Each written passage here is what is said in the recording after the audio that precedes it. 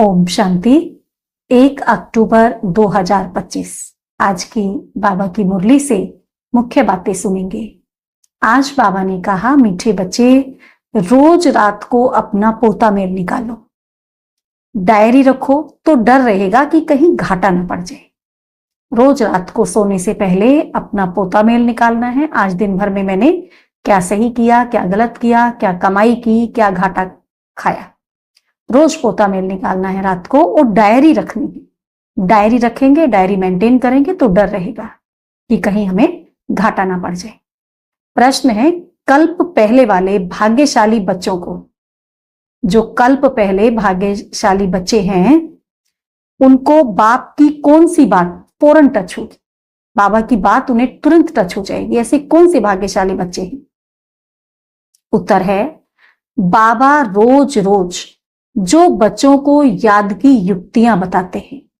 बाबा रोज रोज बच्चों को जो याद की युक्तियां बताते हैं, वह भाग्यशाली बच्चों को ही टच होती रहेंगी।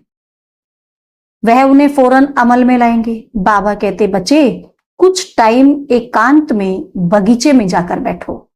बाबा कहते, बच्चे कुछ टाइम निकालो, बगीचे में एकांत में जाकर के बैठो और बाबा से मीठी मीठी बातें करो।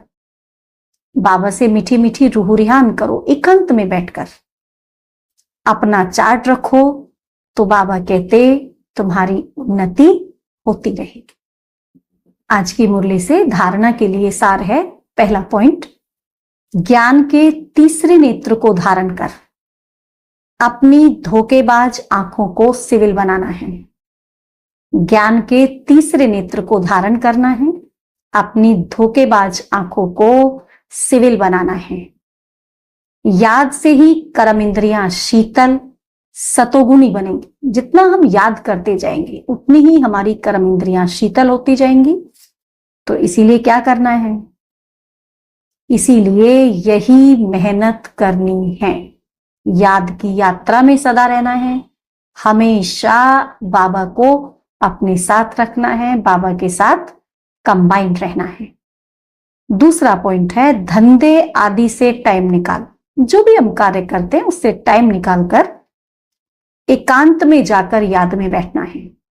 सारे धंधे आदि से, जो भी हमारे काम है, सबसे फ्री हो जाओ, एकदम एकांत में बैठकर और बाबा के साथ मीठी मीठी बातें करनी। बाबा से अपने दिल का सारा हाल कह देना है। सब बातें बाबा को बता देनी है। कारण देखना है कि हमारा योग क्यों नहीं लगता। अगर योग नहीं लगता है तो वो चेकिंग करनी है एकांत में बैठकर कि हमारा योग क्यों नहीं लग रहा है, ऐसा क्या कारण है कि हमारा योग नहीं लगता। अपना चार्ट जरूर रखना है। कुछ भी हो जाए, हमें अपना चार्ट जरूर रखना है। सोने से पहले बाबा को सारी बातें बताकर सोना है। एक एक बात कहकर सोना है। अपनी एक एक स्थिति बताकर सोना है। आज की बाबा की मुरली से वरदान है, सहन शक्ति द्वारा, सहन शक्ति द्वारा अविनाशी और मधुर फल प्राप्त करने वाले, सहन शक्ति द्वारा अविनाशी और मधुर फल प्राप्त करने वाले सर्व के स्नेही भव। सहन करना मरना नहीं है। सहन करना ऐसे थोड़ी कि मर गए। सहन करना मरना नहीं होता है, लेकिन सबके दिलों में स्नेह से जीना है। सबके दिलों में स्नेह से जीना है।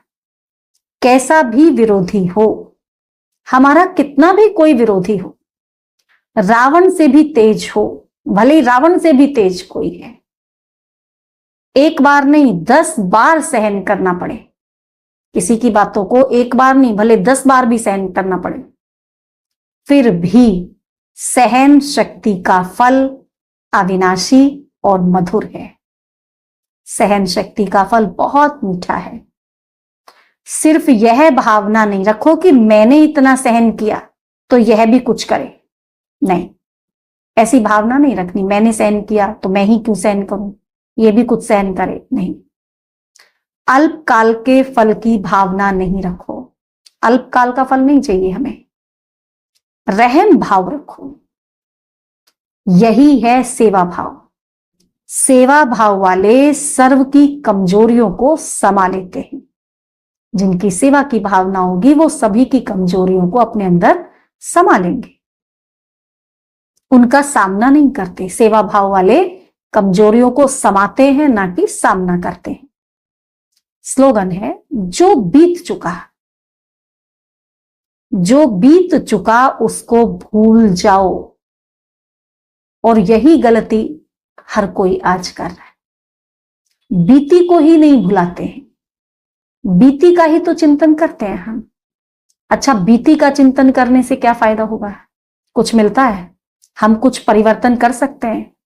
कुछ किसी ने गलती की, कुछ हमने गलती की, हम उसका चिंतन कर रहे हैं, तो क्या हम उसको सुधार सकते हैं? बीती हुई बातों को हम सुधार सकते हैं क्या? हाँ, आगे से वो गलती ना हो ऐसा तो कर सकते हैं, लेकिन वो ऐसा नहीं ऐसा हो जाए परिवर्तन होकर, ऐसा तो नहीं हो सकता है।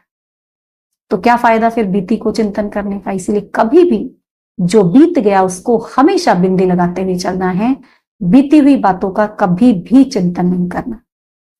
जो बीत गया उसको भूल जाओ, बीती हुई बातों से शिक्षा लेकर आगे के लिए सदा सावधान, उनसे सीखकर आगे बढ़ो, सावधान रहो, लेकिन चिंतन नहीं करो उसका। अव्यक्त इशारे स्वयं और सर्व के प्रति मनसा द्वारा। आज चूंकि 1 तारीख है, 1 अक्टूबर, तो आज से हमारा अव्यक्त इशारों का टॉपिक चेंज हो रहा है। ध्यान से सुनेंगे। स्वयं और सर्व के प्रति मनसा द्वारा योग की शक्तियों का प्रयोग कर। स्वयं के प्रति भी और सर्व के प्रति भी मनसा द्वारा योग की शक्तियों का प्रयोग। जैसे बाप दादा को रहम आता है, ऐसे आप बच्चे भी मास्टर रहमदिल बन अपनी मनसा वृत्ति से वायुमंडल द्वारा आत्माओं को बाप द्वारा मिली हुई शक्तियां दो। बाबा से जो शक्तियां हमें मिली हैं, हमें क्या करना है? हमें वायुमंडल कैसा बनाना है? जो बाबा ने हमें शक्तियां दी हैं, उन शक्तियों को वातावरण में फैलाना है मनसा सेवा के द्वारा। कैसे फैलाएंगे? मनसा सेवा के द्वारा। जब थोड़े समय में सारे विश्व की सेवा संपन्न करनी है, तत्वों सहित सबको पावन बनाना है, हमें पूरे विश्व को पवित्र बनाना है, पूरे विश्व को बदलना है, हर चीज को पवित्र बनाना है, तो तत्वों सहित सबको पावन बनाना है, तो मनसा द्वारा तीव्र गति की सेवा करो। कैसी सेवा करनी है? तीव्र गति की।